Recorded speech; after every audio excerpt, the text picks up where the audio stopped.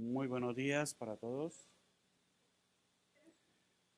Eh, Agradecer primero que todo pues al INSOR por esta invitación a su grupo de atención al ciudadano, por esta iniciativa de congregarnos tanto al Ministerio de Salud, Ministerio del Trabajo y a la Junta Nacional de Calificación de Invalidez para hablar de estos certificados. Como en su aparte nos lo comentaba Clemencia, el certificado de pérdida de la capacidad laboral se había venido utilizando como el instrumento para la certificación o el reconocimiento de la población con discapacidad en el país. Históricamente, pues hay unos antecedentes en el tema de certificación de la pérdida de la capacidad laboral en el país. El primer acuerdo es por allá de los años 1967, en el cual, pues con el acuerdo 258, se calificaba las deficiencias anatómicas, fisiológicas o mentales. A partir de la expedición del decreto ley 1295 del 94, se expiden los manuales únicos de calificación de invalidez. Este decreto pues establece, el decreto ley establece que en reglamentario de la ley 100, en el sentido de que cada 5 años hay que actualizar el manual de calificación de invalidez. Por eso hemos tenido el decreto 1836 como el primer manual, el decreto 692 como el segundo manual, y en estos primeros manuales pues se tenía los conceptos de deficiencia, de discapacidad y de minusvalía. A partir del decreto 917 en el MUSI número 3, ya se viene incorporando el concepto de pérdida de capacidad laboral. Y en el decreto 1507, que es el último del 2014, en el último manual se viene trabajando ya el concepto de deficiencia, del rol laboral y del rol ocupacional. Por eso cambia su nombre a ser Manual de Pérdida de Capacidad Laboral y Ocupacional. El ámbito de aplicación de este manual pues es para todos los habitantes del territorio nacional, trabajadores, independiente del tipo de vinculación laboral que tengan, independiente de la edad, independiente del sistema de seguridad social a la cual estén afiliados, pues tienen derecho a la aplicación de este manual, les aplica este manual. Hay unos conceptos que se definen y unos fines que tienen el manual. Principales fines del manual pues tienen que ver con temas indemnizatorios y temas pensionales. Entonces el decreto 1507 define la invalidez como la persona que por cualquier causa, de cualquier origen, no provocada intencionalmente hubiera tenido una pérdida de su capacidad laboral del 50 o más por ciento. Y para quienes tienen una pérdida inferior al 50%, del 5 al 50%, es una incapacidad permanente parcial. También el concepto de capacidad laboral definida como el conjunto de habilidades, destrezas, actitudes y o potencialidades de orden físico, mental y social que le permiten desempeñarse a la persona en el ámbito laboral. El trabajo habitual pues es todo actividad, oficio, labor o ocupación que desempeña una persona con su capacidad laboral, con su entrenamiento, con su formación técnica o profesional, recibiendo como tal una remuneración o un salario o un tipo de renta por el cual cotiza pues al Sistema General de Seguridad Social. Como ya nos lo manifestó Clemencia, en el ámbito de aplicación del decreto 1507 o de este manual de certificación, no se utiliza el manual para reconocer a las personas con discapacidad. En este decreto se había establecido que el Ministerio de Salud expediría la respectiva norma en tal sentido, y por eso tuvimos una época de transición, una dificultad entre la aplicación del manual y la adquisición del certificado de discapacidad. Ya hoy, con la expedición de la resolución 583, por eso nos encontramos aquí las dos entidades para sincronizar ese tránsito que se da con el certificado de discapacidad para acceder a los beneficios, o en aquellos casos que necesitamos certificar a las personas con discapacidad como tal. Hay un concepto en las definiciones también del 1507 que tiene que ver con la mejora médica máxima, que es el punto en el cual la condición patológica se estabiliza del paciente, ¿cierto? Y es poco probable pues que esta situación cambie, ya sea para mejorar o empeorar en un tiempo mínimo de un año después de haber ejecutado parte de su tratamiento. Como les decía, el certificado de pérdida de la capacidad laboral se utiliza para temas de prestaciones económicas y asistenciales. Entonces, se utiliza para subsidio de incapacidad temporal, cuando hay el reconocimiento por estar en una condición de incapacidad durante algún tiempo, mientras se está en el proceso de la atención médica.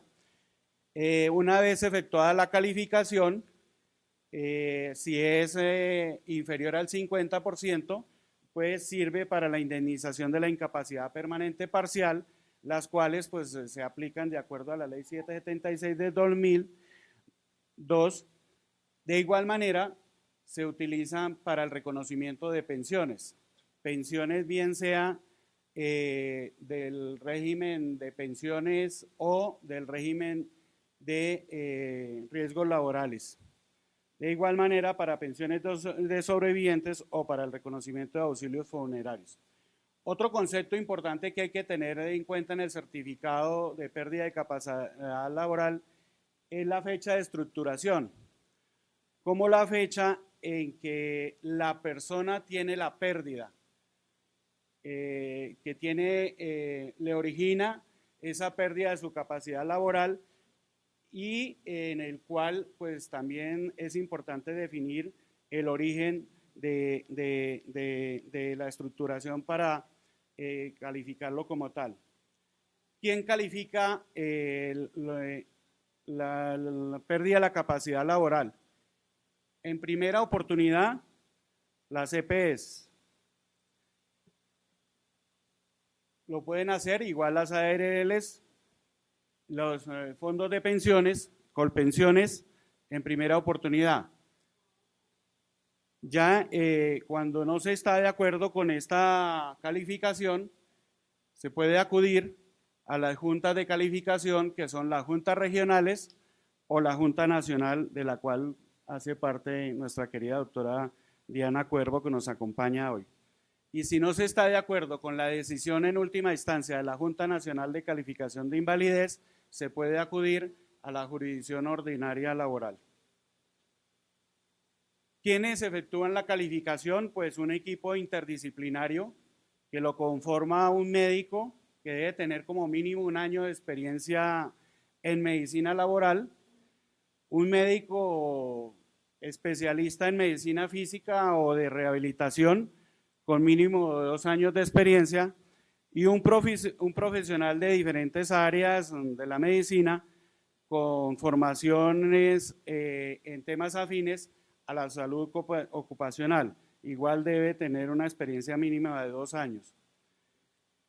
La calificación tiene unos procesos que tienen que definirse. Ya hablamos de la fecha de estructuración, ya definimos que el origen puede ser tanto laboral, o sea, un accidente de trabajo, el cual puede ser reportado a través del formulario único de reporte de accidente laboral, o puede ser a través de una enfermedad laboral que se haya venido desarrollando en las actividades que desempeña el trabajador y también se reporta por parte de los empleadores a través del formato único, el formato único de reporte de la enfermedad laboral.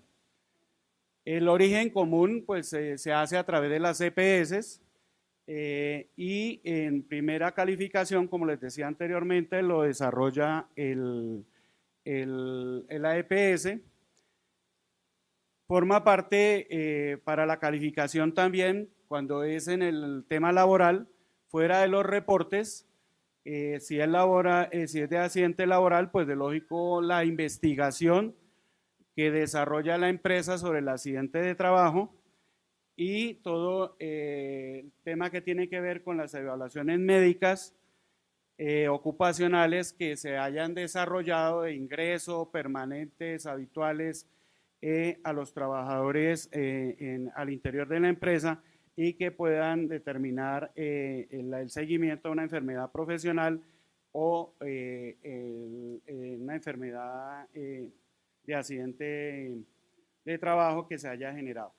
Esta calificación del origen igual puede tener recursos, que hay controversias en el tema de que algunos temas, sobre todo en la enfermedad profesional, también se dan en el accidente de trabajo, se entra a la controversia si su origen fue con ocasión al trabajo o se considera que son patologías que han tenido las personas de su ámbito personal. Entonces esto es cuando se recurre a las juntas, cuando se presentan dichas controversias. La calificación de la pérdida de capacidad laboral ya como tal también se desarrolla pues después de, según el origen, y los documentos pues tiene que ver con la valoración del trabajador, una valoración que hace el equipo médico, el equipo interdisciplinario, o cuando es a través de las juntas también la citación que se hace al trabajador, el certificado del médico cuando se hace el máximo para el levantamiento del diagnóstico de la alta médica y todos los aportes de la historia clínica del trabajador, exámenes paraclínicos que se tengan o que se ordenen desarrollar. De igual manera, en algunos procesos, las recalificaciones que se pueden haber solicitado sobre la pérdida de la capacidad laboral.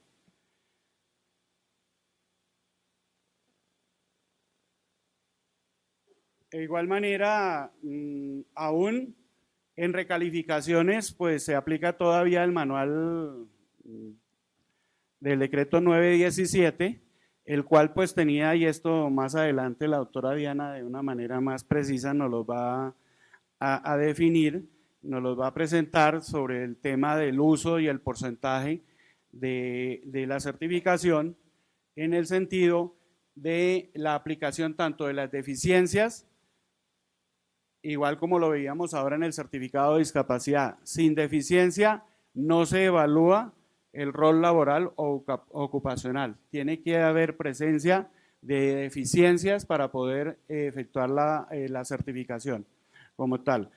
El manual 1507 pues incluye el rol laboral como aquella definido en su porcentaje, un 50% por deficiencias y un 50% que está desagregado, un 30% para el rol laboral y un 20% para otros roles ocupacionales que pueden afectar el ámbito del desempeño de la persona en cada uno de estos procesos.